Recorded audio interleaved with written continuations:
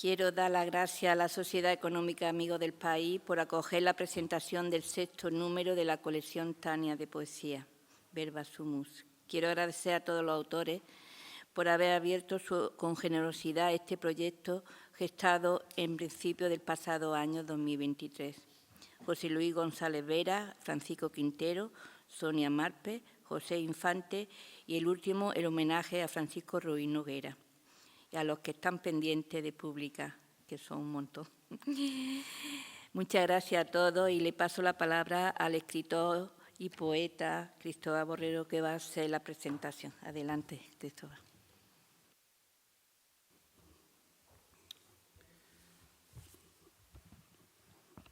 En las antiguas panaderías, de las que aún quedan algunas, el horno estaba construido con ladrillos refractarios, formando una cúpula cuya temperatura podía tomar unos valores insospechados. Las piezas amasadas se distribuyen en su interior de una forma en principio arbitraria, pero siguiendo después un riguroso y elemental orden de prioridades.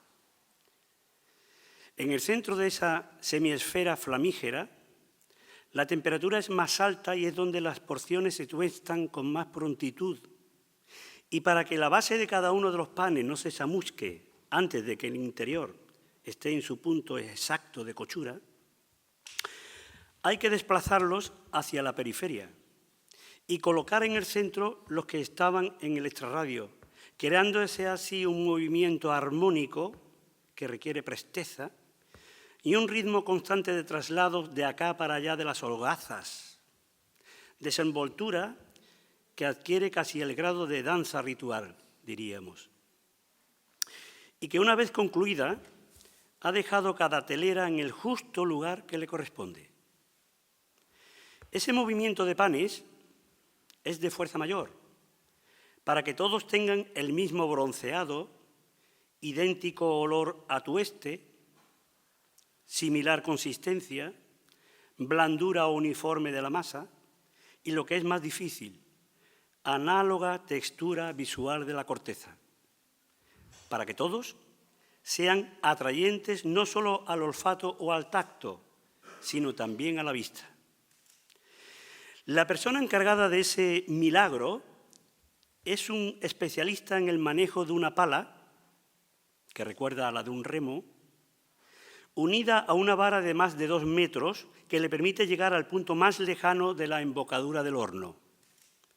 Hay que ser un experto en intuición para maniobrarla, con los ojos semicerrados para soportar la flama, las manos ennegrecidas por el sofocante calor, lo cual supone un reto permanente en lo físico y en el ánimo, pero gratificante para quien sienta que ese oficio es parte de su ser, pues de otra manera es imposible llegar a alcanzar tal grado de destreza y el título de maestro pala.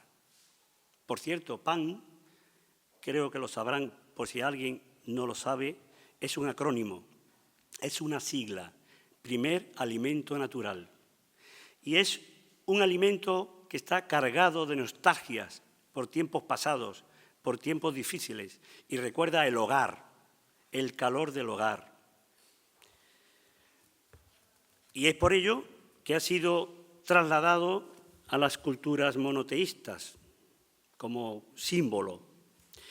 Con la escritura ocurre un proceso muy similar, aunque el ejemplo les haya parecido quizá un poco burdo. El verso es al poema lo que la levadura es al pan. El maestro pala y el maestro en elocuencia versal son artífices de un logro imposible. Uno convierte la harina amasada en el alimento más extraordinario jamás descubierto, condenado a sufrir resquebrajaduras en la piel por la llamarada. Y el otro modifica estados emocionales a partir del horneado del material sensitivo, para lo cual debe exigirse, si pretende conseguir sus objetivos, hurgar en las resquebrajaduras de su sensibilidad. El pan y el poema entrañan en sí la cualidad de ser objeto y abstracción física. El pan tiene grietas y un poema tiene grietas. Grietas por donde podemos entrar en ellos, percibir el sabor de su textura, oler la masa de sus revelaciones ocultas. Existen idénticos paralelismos perceptivos, arcanos, en ciertos oficios alimentarios, heredados del Neolítico, y el arte poética, heredado de los sumerios. Ya sabemos que los sumerios utilizaban los versos para escribir los textos de las recetas culinarias, para que el mundo se acordara de ellas. Igualmente los tartesos, como bien sabéis, también utilizaban las leyes en verso para que todo el mundo las recordara, ¿verdad? Los escritos del maestro Ballesteros tienen una corteza muy dura, lo que los hace parecer impenetrables, pero el aroma de lo que ha sido laboriosamente manufacturado se volatiliza por sus hendeduras hasta despertar nuestro apetito sensorio, como ese pan de la vitrina que nos atrae porque lo ha percibido nuestra primera y furtiva mirada. Heráclito escribió que la armonía invisible es más que la armonía manifiesta, y esto es precisamente lo que nos ocurre con un poema elaborado con manos maestras y artesanales. Las composiciones de este malagueño, como cuando olemos pan, producen el sentimiento de sentirnos presentes en el instante mismo y en el lugar justo en el que estamos, clave para alcanzar lo que el filósofo francés Michel Hulin denominó una mística salvaje. Invitados a encontrarnos con el ahora y a pertenecer a un universo interior que a veces nos sobrecoge porque no lo comprendemos, pero que nos atrapa por el plexo solar, dándonos un pellizco que a la vez nos produce alivio, sensación vivificante como ninguna, y que el escritor también francés Romain Rolland bautizó como sentimiento oceánico. La poesía se nutre de estados de conciencia, no de rastros sensibleros del tejido emocional. Y lo que ocurra después con el poema es una responsabilidad que recae exclusivamente sobre el entendimiento del lector, como cuando abre el pan por la mitad. En una de las conversaciones que mantenemos sobre literatura, el señor Ballesteros me preguntó por qué escribo. La pregunta más común realizada a cualquier autor, la más difícil de responder y que al tiempo encuentra tan diversas respuestas como personas hay que escriben. Y le contesté de forma refleja, sin pensarlo. Escribo por la misma razón que leo, para alivio del sujeto en conflicto que llevo dentro, para volverme comprensivo con él. Y ahora añado, leer poesía calma, aunque no esté de moda. Acuérdense de aquella canción pop de hace varias décadas, ¿no? Malos tiempos para la lírica era, ¿no? Malos tiempos para la lírica. Golpes bajos. Leer poesía es un emoliente, suaviza, ablanda antagonismos internos y regula el grado de saturación relativa en las asperezas del carácter, por lo cual es el ungüento perfecto para tranquilizar a los insatisfechos. Estamos refiriéndonos, por supuesto, a gran poesía. ¿Cómo definirías el concepto gran poesía? Es la primera pregunta de 7 que te voy a hacer. La gran poesía. Pero ya sabes, son 7 preguntas.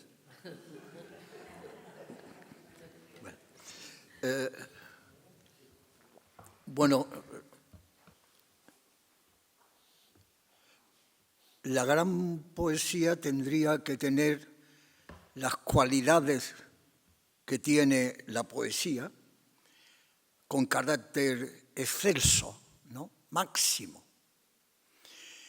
Y debe tener, por tanto, un pie firme en el pasado, otro en el presente y una iluminación hacia el futuro. El dominio del lenguaje ha de ser magistral y ha de encontrar, para enhebrarlo en el poema, una música que lo envuelva y al mismo tiempo lo haga total en la estructura del poema que quiere hacer. También tiene que ser no distinto a los demás, porque eso es relativamente fácil, sino nuevo respecto a los demás. Distinto no, nuevo, como decía Pessoa. No quiero ser un poeta distinto, quiero ser un poeta nuevo. Pues debe de ser nuevo. Y entonces, las dificultades que esa excelencia encierra nos hace también la obligación de alguna manera de ser excelentes lectores. Y por tanto es una acumulación de excelencias como la prosa que has leído hasta ahora. Muy bien. Excelente. Muy bien, perfecto. Entrando ya en Verba Sumus, yo esperaba que el público tuviera ejemplares delante. La selección de las composiciones, así como el título, ¿es resultado de un escrutinio aleatorio o tiene otras connotaciones, digamos, confesional? La selección y el título. Sí, o es intencional. Bueno, claramente... En la segunda. Claramente, verba sumus es palabra somos, por tanto es algo suficientemente significativo, ¿no? Cuando se titula así un libro, ¿no?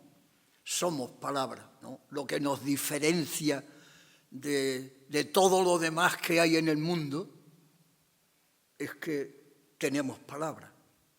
Y por tanto, en la palabra tenemos la posibilidad de enhebrar nuestras emociones, nuestros pensamientos, nuestras carencias, nuestros miedos, nuestras impotencias, nuestras alegrías. Que se haga con excelencia o no, ya depende de otra cosa, ¿verdad? Pero ahí ese es el mundo en el que nos tenemos que mover, en las palabras, ¿no? En las palabras inmediatamente con las músicas. También decía Pessoa que un poema son ideas trasladadas por la música. Ideas trasladadas por la música. Es decir, ni siquiera hablaba de palabras, sino de ideas, pero lo fundamental era la música. Y la música, como todos sabemos, no solamente es el sonido que contrae el poema cuando tiene unas medidas y una rima, como se entendía en la antigüedad, ¿verdad? Sino cuando tiene una estructura musical que lo aviva, que lo hace permeable, que lo dignifica, que lo enriquece, que lo abre, que mueve, que empieza a abrir el pan, Sí. ¿verdad? En la página, te interrumpo, perdona, que si no me da tiempo a las 7 preguntas, lo siento. Tengo TDA, tengo TDM, tengo todos los trastornos del mundo y uno de ellos es la impaciencia. En la página 40 hay un título, qué lástima que el público no tenga, como digo, el ejemplar. Soneto último, si último fuera. En el primer cuarteto, la primera estrofa, leemos: infinito en la vida poco es, quizá el aire, la luz, la encina. Tal vez la inclinación del mundo, puede que el mar, Satie, creo que habla de Di Satie, ¿no? El compositor, Satie, el pujo de la vida. Y la última estrofa, el segundo terceto, cierra el poema con una interrogante. ¿Por qué no yo contemplándolo todo como un Dios? Observo dos posiciones distintas, relativas, respecto al concepto de infinito dentro del mismo poema. Desde la menudencia axial del observador, quien sintiéndose en el centro percibe la magnitud de lo inconcebible, y desde la inmensidad de ser ser el centro axial de la infinitud misma y desde la inmensidad de ser el centro, por el hecho incuestionable de poder concebirla como antítesis de los límites espaciotemporales, como un Dios. El pensador alemán Boris Groys dice que solo la representación de lo exterior en lo interior crea el sueño de la infinitud y solo ese sueño es realmente infinito. Nunca deja de sorprendernos cómo distintas personas en disímiles puntos geográficos, con desigual formación y experiencias personales, puedan coincidir en sentires y entenderes, refiriéndonos en particular al contenido de este poema, en que el concepto infinito parte de una representación de lo exterior hasta alcanzar la más profunda interiorización, como bien advierte Groys. Por cierto, si alguien no lo conoce, se lo recomiendo. Hay un libro aquí traducido al español, Bajo sospecha, Pretextos, la edición que yo tengo de 2008 y no sé si habrá alguna más actual. En una primera aproximación a ese soneto que hablamos, y a diferencia de los otros, ahora te voy a dar trabajo, y a diferencia de los otros 3 seleccionados para este volumen, observamos que se rompen tanto el acento obligatorio en la 10ª sílaba como las distribuciones de la rima, que han de ser consonantes. Al principio pensamos que se trata de un soneto agudo, o sea, cuartetos en forma de octava real, 8 versos en decasílabos de los que deben rimar en consonante el primero con el tercero y el quinto, el segundo con el cuarto y el sexto, y el séptimo con el octavo, y tercetos que llevan agudos los versos tercero y sexto. En cuanto que entramos en la composición, no vacilamos de estar ante una lírica de tono elevado, es indiscutible. Y en este aspecto sí podríamos considerar que se trataría de un soneto en octava real.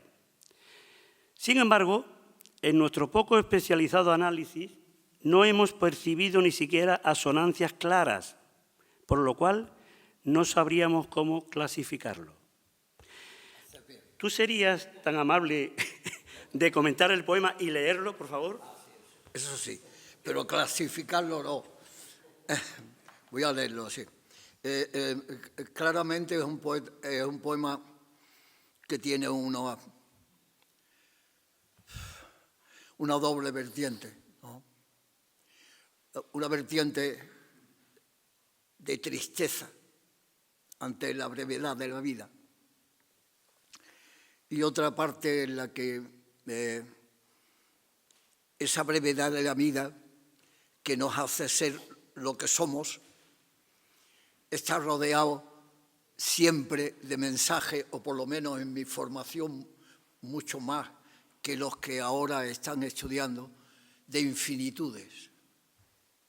El amor de Dios era infinito, los castigos eran infinitos, la gloria era infinita, los pecados del hombre eran infinitos, todo era infinito. Y el poema lo que quiere decir es que para mí el hombre que no es infinito y que no va a recibir un castigo ni una gloria infinita, sino que va a morir, tiene que encontrar, si quiere percibir la vida como una continuidad cuando él no esté, es describir en las cosas la infinitud, lo permanente, lo esencial. Y esa es la intención del poema. Y por tanto el final, cuando lo lea, se darán ustedes cuenta que es una especie de ironía amarga, ¿verdad? Pero ironía, ¿no? Al mismo tiempo, como saben algunos, aquí hay poetas magníficos, lectores magníficos y críticos magníficos. Como saben ustedes, el soneto era como la dificultad máxima que había que vencer en los comienzos desde el siglo prácticamente XIV, finales del XIII, Marqués de Santillana, etc. Petrarca, ¿no? Y esa dificultad que reunía tantos requisitos, los acentos, etcétera, etcétera, que saben ustedes, las 11 sílabas, etcétera, etcétera, había que intentar, entre tantos amarres y tantas dificultades y tantas obligaciones, demostrar que el escritor, el poeta, se sentía libre. Era más grande que las dificultades para vencerlas. Esa era la medida que se tenía en el siglo XVI y XVII y que supera como nadie Góngora. Góngora dice, todos los requisitos de la dificultad las voy a vencer al mismo tiempo, ¿verdad? Grande es Quevedo, grande es López, grande es Garcilaso, grande, etc. Pero nadie como Góngora pone tantas dificultades que vencer para llegar a la belleza, ¿no? Y a la perfección musical y conceptual del soneto. De manera que este es un acercamiento que el único motivo de música que tiene de Irván en el poema es, si se dan cuenta en la lectura, el acento en la I.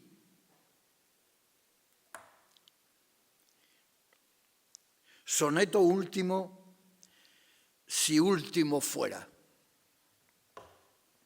Infinito en la vida poco es. Quizá el aire, la luz, la encina, tal vez la inclinación del mundo, puede que el mar, Satí, el pujo de la savia. Posible es del cántaro el perfil y el bullir del agua cuando así hierve, que infinitos sean y permanezcan como el fluir del rayo y el huracán.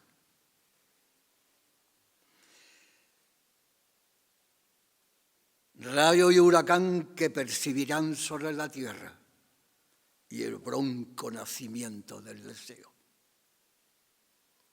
¿Quién sabe si acaso la sutil curva del pie o el búho cuando piensa? Y ser pudiera que el hombre, o yo, ¿por qué no yo, contemplándolo todo como un Dios? El mismo Groys, el que he citado antes, dijo en una ocasión que el escritor que se pone como meta convencer a alguien de lo concreto de sus opiniones ya está derrotado desde el principio. Sin embargo, comprobamos que uno de los potentes logros de ciertos creadores es su capacidad de convencer, convencidos de lo concreto de sus opiniones.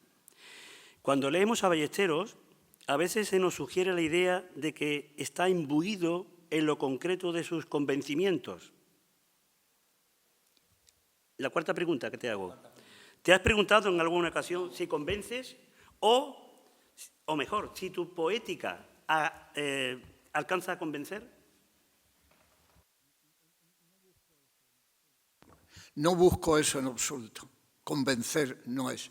Emocionar, quizá, que se identifiquen con mis problemas, con mis preguntas, la gente, que disfrute con la música que puedo crear, que se enrede en las preguntas emocionales que uno puede hacerse, pero convencer de nada, porque yo prácticamente estoy muy poco convencido de muy pocas cosas.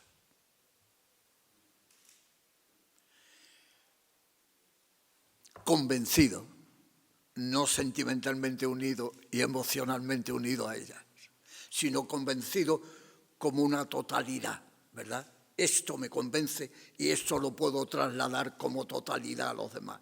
Eso no. Hay una frase, tú que has dicho 3 o 4 deliciosas, hay una frase de no me acuerdo quién, que decía, si quiere usted dar un mensaje, mándeme usted un telegrama y no me haga usted un poema. O escriba usted un artículo, si quiere usted convencer.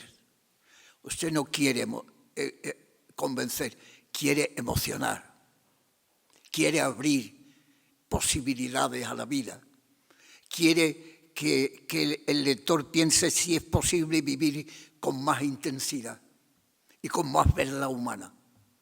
Ese es el problema que me interesa a mí, convencer de nada, absolutamente de nada. Sí, por supuesto, y te lo agradezco. Si no, iba a pensarse que estaba programado todo. Al respecto de derrotas y fracasos, y dado que no podemos obviar la veteranía de un hombre que ha superado los 85 años y que publicó su primera plaquette hace 56, nos viene a la memoria unas afirmaciones de Bob Dylan, gran convencido de lo concreto de sus convicciones, por cierto. Comillas, si tratas de ser cualquier cosa que no seas tú, fracasarás. Si no eres leal a tu propio corazón, fracasarás. Aunque también no hay ningún éxito como el fracaso. Y César Pavese, comillas, una cosa entre muchas me parece insoportable para el artista, no sentirse ya al principio. ¿No sentirse ya? Al principio, no sentirse ya al principio. La quinta pregunta. ¿Cultiva el señor Ballesteros la lealtad sin fisuras a su obra literaria, convencido de su infalibilidad?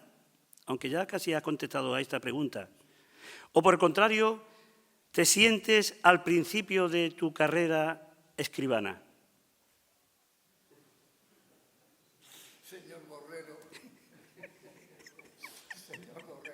me confundo usted.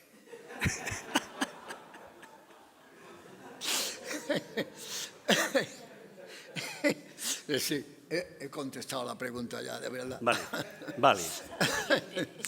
En el prólogo decimos, la poesía, a nuestro entender, resulta de un altercado entre la realidad y las conmociones de la que ésta se aprovisiona, y que, por tanto, no debe considerarse un oficio en sí, sino una eventualidad no preestablecida ante la que se encuentra el escritor, actividad esta que sí consideramos un oficio.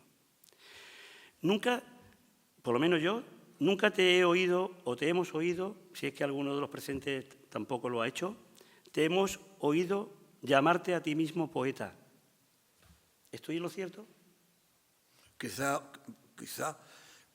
lo diga pocas veces, ¿no? Porque para mí eso de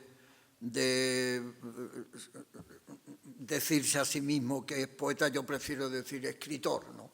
Que es algo más amplio y más dudoso, ¿no? Por tanto, que tiene más aristas y más acercamiento. La poesía yo creo que es la magnificación para mí, claro, naturalmente, de la palabra, de la emoción y de la música. Y llamarse poeta convencido de que uno se llama acertadamente, me parece que es una valentía excesiva, ¿no? Prefiero decir soy escritor, que es algo más maleable, ¿no? y con más capacidades, ¿no? En la página 33 de una composición sin título entre 1990 y 2010, recogida en esta antología, claro, dice, si cuando uno vive todo nace, ¿por qué este humo, esta neblina entonces? ¿Qué significa este temblor de las cosas, este romper de sus límites, ese hundirse entre las olas? A pesar de las dudas que supuran estos versos, contrarias a los convencimientos de lo que antes hablábamos, en el prólogo se dice, Ballesteros, en el espacio íntimo que es la literatura, acomoda su voz a sí mismo para que nosotros, al leerlo, penetremos en la densidad de sus certidumbres. Presentamos estar mejor acompañados que antes, menos solos, en la estulticia de nuestras vacilaciones. Y ahora, la última pregunta, la sempiterna pregunta. ¿Para quién escribimos, señor Ballesteros? Señor Borrero, le contesto con... en fin, le contesto muy a gusto y muy de acuerdo con una frase de un escritor serbio que recomiendo, que es Danilo Skic, o algo parecido, que dijo, que le preguntaron, ¿para quién escribe usted? Y dijo, para pocos y que se parezcan mucho a mí. Es exactamente la respuesta que yo diría si lo hubiera dicho con esa brillantez, ¿verdad? Uno tiene conciencia de que escribe para pocos y el que crea otra cosa está, desde mi punto de vista, absolutamente equivocado. Mi libertad como escritor es escribir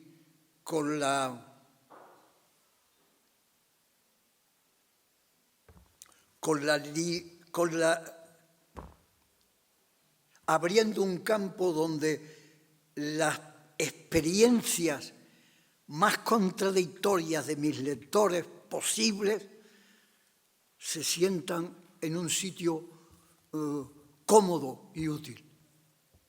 Útil para entenderse, para comprenderse, para aceptarse o para repudiarse, pero para vivir intensamente una impresión. Por eso, tanto en mi escritura, la pregunta, porque es como la pregunta que le hago al lector, que es la que me estoy haciendo a mí como escritor, ¿no? Esa ambivalencia de que el que se pregunta a sí mismo se está preguntando, ese es el don de la poesía, por cómo tienen los otros ese sentimiento. Y eso está a flor de piel si el poema es bueno. La emoción está a flor de piel. La comprensión sentimental de los sentimientos está abierta, es porosa. Y es el momento de adecuarse al sentimiento del otro, preguntarse por el sentimiento del otro. Y mi poesía está también llena de otro personaje con el que hablo. ¿Y tú qué piensas? ¿Y tú qué dices? Porque es la manera de desdoblar mi pensamiento en dos puntos de vista sobre un sentimiento. Lo que pienso, lo que siento, lo que pensé, lo que sentí, lo que no sé qué pienso ni qué siento. Y lo divido al menos en dos personas que dicen cosas levemente contradictorias o radicalmente contradictorias en el mismo poema. Te voy a hacer una propuesta, Sí, aprovechando sí, tu sí. pausa. 7 preguntas y una propuesta. No, esta sería una propuesta, no una pregunta. Las 7 preguntas ya te las hice. Ahora es una propuesta. Hay un poema los seleccionados de Jardín de Pop, página 45, y te voy a hacer una propuesta. Porque me parece, de todos los que Sí. encierran este libro, me parece de una contundencia estremecedora, a mí al menos, ¿no? Es un poema muy breve, empieza con una conjunción. Es un poema que se podría decir que es solamente una estrofa, pero sin embargo yo veo que en el interior está separado en 2 estrofas, porque la conjunción sí aparece en 2 ocasiones. Y esta conjunción no aporta un cariz hipotético a estas estrofas, sino causal, dando un valor expresivo de gran, como digo, de gran contundencia a los últimos versos. Y yo voy a proponerte, como te decía, de leerlo yo, Sí. y después, si eres tan amable, lo vas a leer tú, el mismo poema. Porque creo que es interesante para el público apreciar por una vez cómo una misma cosa en directo puede tener distintas interpretaciones. ¿Te parece buena idea? Muy bien. Bueno, poema. Aparece con una cita de Osip Mandelstam, que como saben ustedes fue víctima, una de las tantas víctimas del régimen stalinista, y la cita dice: también yo alguna vez crearé la belleza. Si levanto con fulgor e inocencia la piedra de la suburbia tierra original y mundana, donde está la grandeza del espacio recóndito, o me llego a la mar, a su orilla indecisa y sencilla, donde la espuma muerde su bucle resurrecto. Si a la encina a su sombra toda mi infancia intacta me asola el corazón, y en la banca de luz de ese jardín de poco, donde el aire estaciona su ímpetu animal, pongo mi vida, quizá, tal vez, también yo alguna vez crearé la belleza. Todo tuyo. Yo ya me callo, ¿eh? Les voy a decir a ustedes, antes de leer el poema, una clave.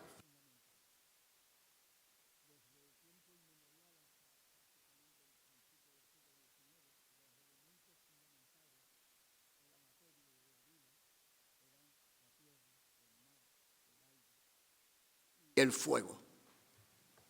Esos eran los 4 elementos. Y aquí están presentes los 4. Porque al final, cuando digo la belleza es el fuego de la vida. Es el fuego del corazón. Ahí está la belleza. Y por tanto está presente los 4 elementos, aunque se dicen de paso y sin importancia. Pero son claves. Los 4 elementos del mundo son los que hacen el mundo tal como es. Y en ese mundo hecho por otros, soy yo el que tiene que vivir. ¿Qué hago? Escarbo en la tierra, miro la mar y veo el bucle del mar sobre sí mismo. ¿Y qué pienso de eso? Que el mar quiera invadir el mundo a veces, etcétera, etcétera. Juego con esa perspectiva, ¿no? Y la belleza al final es el fuego, ¿verdad?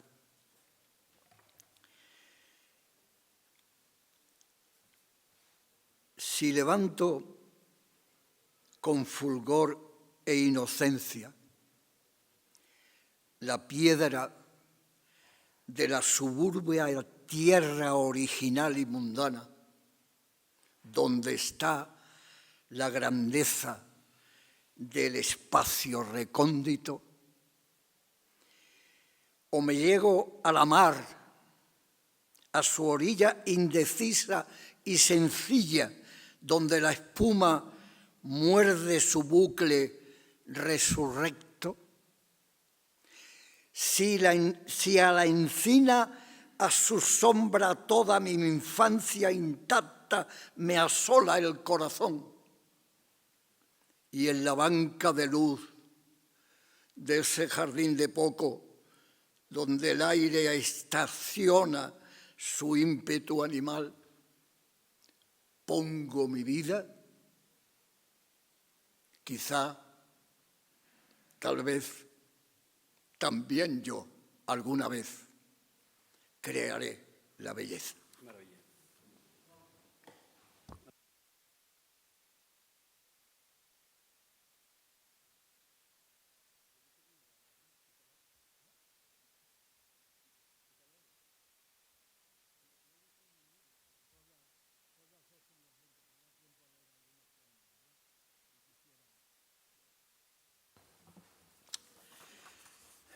Esta antología está hecha fundamentalmente de poemas escritos en el siglo XXI. Y naturalmente, como toda antología, de bastantes libros que están escritos a partir del inicio del siglo XXI, es una selección arbitraria casi, ¿no? depende de la selección de cómo te encuentres, cómo vas leyendo, qué lees en ese momento, te parece que ese libro es más significativo que el otro, escoges este poema, pero después te arrepientes, etcétera, etcétera, ¿no? Pero claro, naturalmente, como ha dicho en algún momento Borrero, afortunadamente sin preguntarme nada nunca, esta vez, bueno, quiero decir, pues uno se encuentra siempre superado por su propia obra, ¿no? Y yo escritoras hay aquí que seguro que les pasa. ¿Y qué significa esto que dije yo aquí? ¿Qué significa esto? No lo sabe realmente. Lo intuye, pero no lo sabe en el mundo exacto en que te movías cuando dijiste esos versos, ¿no? Y por tanto, la transmisión de las cosas es muy complicada. La selección de los poemas definitivos de 30 años, casi de escritura, pues es enormemente difícil, como comprenderás. Pero hay algunos poemas que me gustan, que es lo que quiero leer en estos últimos minutos. Yo dije 52 años. Tú has dicho 30. Los últimos del siglo XX. Vale, de acuerdo. Admito la corrección.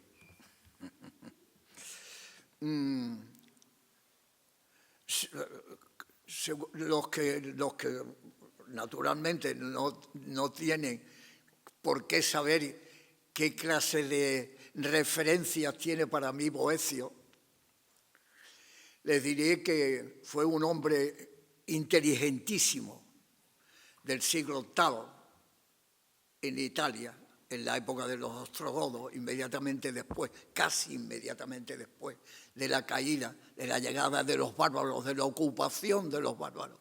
Y cuando los bárbaros se construyen en Italia, se construyen como pueblo, el máximo esplendor literario e intelectual se produce en el siglo en que vive Boecio, y él es uno de los grandes hombres de ese momento. Y escribe un libro que se llama La consolación de la filosofía, un libro que es la delicia, una delicia leerlo, y que fue una lectura casi obligada desde el siglo XV en adelante, y sobre todo en el siglo XVII con el espíritu de la contrarreforma, ¿no? Esto lo escribe, esa consolación de la filosofía, la escribe Boecio cuando está condenado a muerte por unas cuestiones espurias de tipos que lo odiaban, y sabe que va a morir, está en una torre en la que oye cómo se está haciendo el cadalso, en donde al final lo van a matar, le van a cortar la cabeza, como efectivamente fue. De manera que la consolación de la filosofía la escribe para consolarse él, ¿no? Y yo hago referencia a esa situación. El poema dice: ¿dónde la consolación? Y si la descubro allí en la cima, ¿cómo hacerla mía?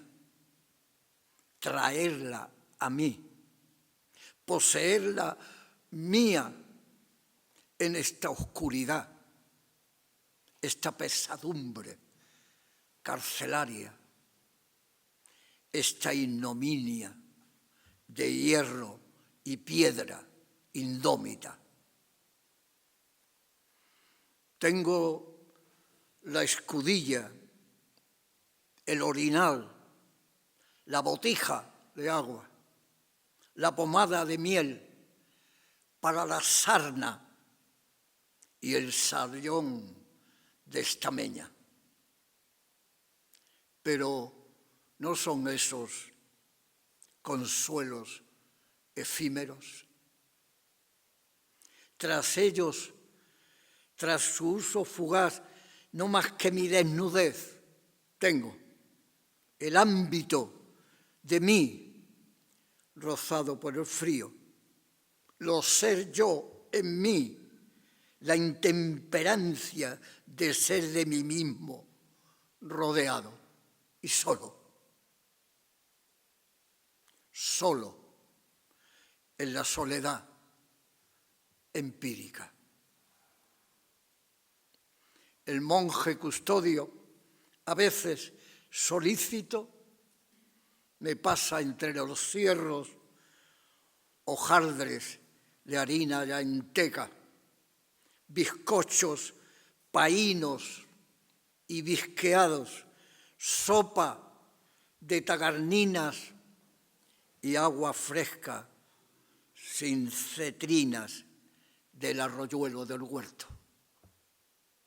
Pero ello es materia de cuerpo, asunto físico, cosa terrenal, y yo preciso auxilio no tangible, melecina para mi espíritu, ayuda no carnal, mimezas y cuidados para mi desamparo.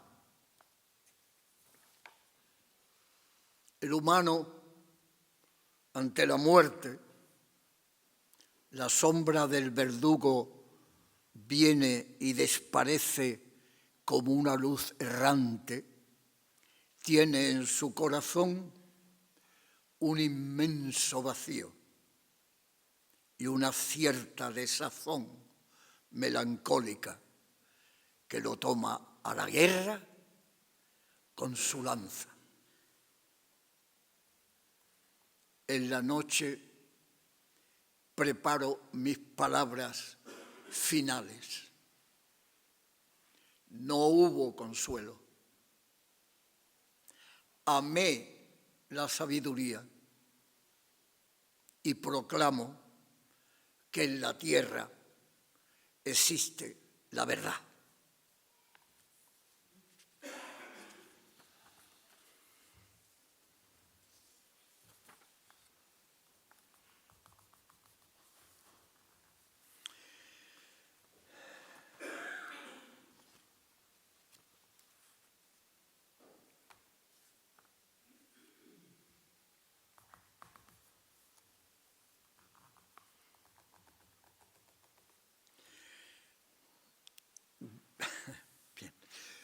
Un poema que es el 7 de un libro. Pensaba a las noches con Boecio, tan lleno de consolación y de contrapuestas puertas que todas la llevaban al patíbulo. Ay, pobre, solo tu cabeza sanguinosa en el regazo de tu mujer.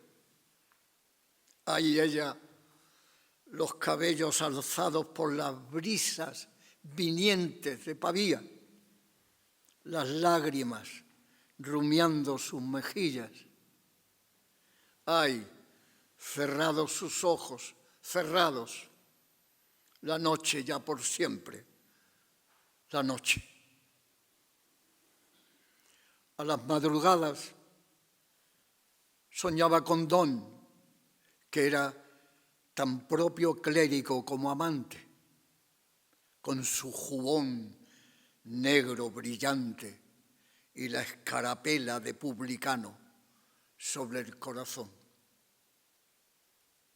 A las amanecidas yo pensaba en Mateo Alemán, tan fluido, de tan parcas esperanzas, de palabra tan llena y retante, a la sirga siempre de la plata, tan incandescente de bajo vientre, tan bullidor, tan enteco como extenso.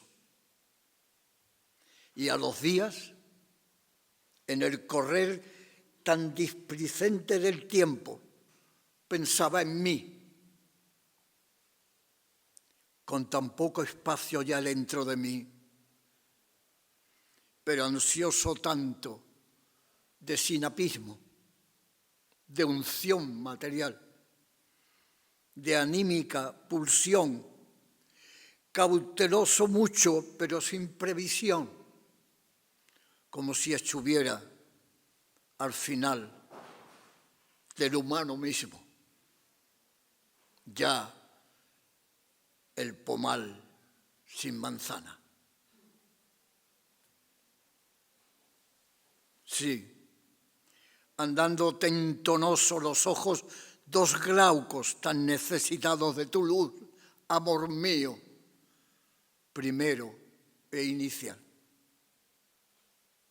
Sí, de tu luz sanadora y absorbente, donante, pero codiciosa, oferente, pero predadora, de acogimiento sí, pero fría y metálica, de caricia liviana y punzón pródigo.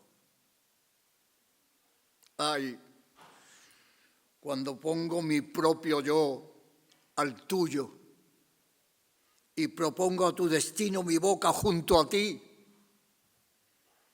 ¿cuánto soy yo mismo? ¿Cómo de entregado soy? ¿Qué ofrecido? ¿Quién es tan mísero que quiere entregarse y se reserva aparte? ¿Por qué yo me ofrecía todo por completo? Yo creía que aquel que más ofrece es aquel que más ama.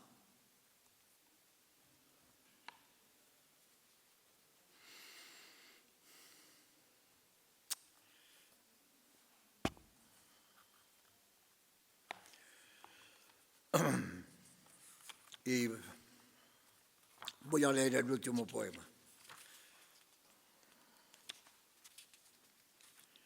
¿Tú prefieres alguno?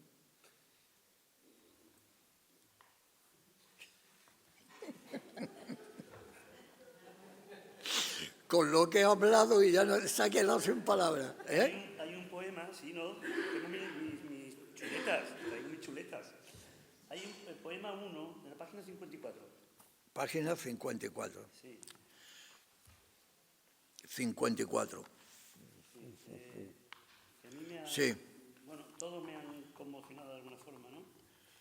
Sí. Pero hay una nota aquí que lleva, lo voy a leer, no sé qué pone, pero lo voy a leer, lo voy a leer. Ay, perdón, lo voy a leer, ¿eh? Ojalá, dice la nota, ojalá se pudiera acreditar que con poemas como este hay regeneración de los siglos de oro, cuyo lenguaje, particularmente a mí, me produce añoranza por unos modos expresivos perdidos en la revolución lógica de los tiempos. Nos encontramos ante un espacio escénico en que hay un narrador en primera persona, una sirvienta, un físico, que es como llamaban a los médicos, don Góngora, y un mozo, don Muchacho, que aparece en otros poemas de esta serie, hasta ahora inédita, y que vamos a tener el gusto de oírtelo leer, si eres tan amable. Ya termino, ¿verdad? Con este poema termino.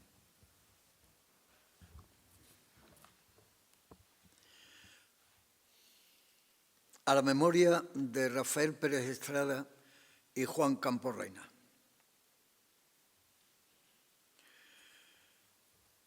Una madriguera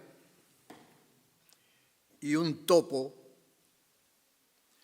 venido de qué sitios y qué tiempos. Está sosegado, pero contrito. Lleva hendida en la carne, hecha ya casi sangre, una pulserilla de metal blanco y cuero oscuro. Se ve, solo con mirarlo, que lo impulsa hacia abajo a lo más oscuro como un peso tan hondo como mísero. ¿Quién le dio ese castigo? ¿Quién le impuso esa carga? Mira con la incitación de ver, apega la oreja a tierra para oír, por si puede, el chasquido y tantea el hoyo para saber qué tiene, qué ha de esperar, cuál ese vacío que siente. Y cuando el tallo crece, el sol llamea, se oye la brisa en la rama, el mar allá riela sobre el fondo que magulla y cimbrea, turge la carne que a la sangre llama y pían los jilgueros sus finos huesos elásticos, y el topo sabe entonces que el amor también se orea, sale, quítase de su piel lo más tapado, el corazón, ahí su pico de amor, aquel donde guarda su origen, sus modos más elásticos, su ojo ávido, su silueta mimosa, amorosa en lo más turgente. Y va a la busca de la que busca, romántica, la paz íntima que da la coyunda visceral y carnosa. Cuando tope con ella, ¿quién más feliz sobre la tierra? ¿Quién más fluido, más asperso? ¿Quién más elemental, íntimo? ¿Quién más vida? Y así yo, lo más elemental de los elementos míos, goza y comprende, porque indaga, ve y porque toca, entiende. Mira el topo tan confuso, pero tan manifiesto, tan de la tierra y tan externo, tan aguerrido, tan de otra, tan difuso, tan dado. Ahora tú, anda, quítate tiempo, tierra, oscuridad y ceguera y sal al aire, a la brisa, a la vida, que te dé más vida, a la palabra amorosa y unta que te dé más luz. Muchas gracias por todo.